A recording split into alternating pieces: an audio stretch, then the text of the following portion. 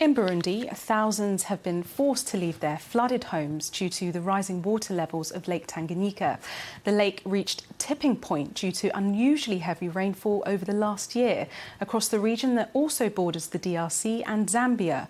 According to the United Nations Office for the Coordination of Humanitarian Affairs, at least 45,000 people have been displaced because of the rising waters.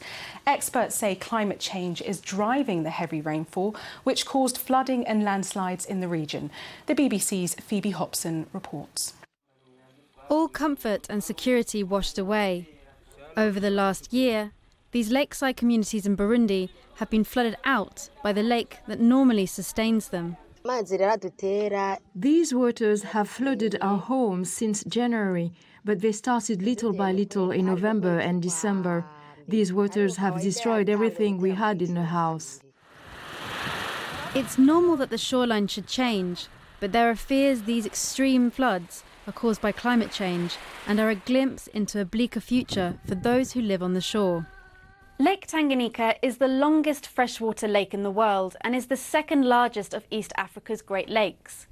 Bordering Burundi, the Democratic Republic of Congo, Tanzania and Zambia, it's fed into by numerous rivers but doesn't have an extensive drainage area, making it sensitive to changes from heavy rainfall. Africa contributes for only 2 to 3% of the world's carbon dioxide emissions, yet is considered the continent most vulnerable to the impacts of climate change. This includes a high risk of flooding and droughts. Since 2018, the lake has risen by over 2 metres, and heavy rains this year have only accelerated the trend. Professor Bernard Sindiyahiburi has been closely monitoring the water levels for years. 3/4 of annual rain can fall in April in the region. That's why the water rises quickly. In 2019, we saw lots and lots of rain, more than we've ever seen. Thousands have been displaced, posing new challenges for the government and local organisations. We've had about 44,000 people being displaced. They had to run out of their houses and leave behind all their livelihoods, leave everything. You can imagine what it means running and leaving behind everything. So a major challenge there, for example, is waterborne diseases. We need to be able to provide quick water to those people. But 44,000 people being displaced from rains in just one neighborhood tells you that the numbers are only going to increase. In 2020, for example, about 100,000 people were displaced in Burundi due to the effects of climate change. So it's a clear sign for us that things are going to get worse if nothing is done and done now.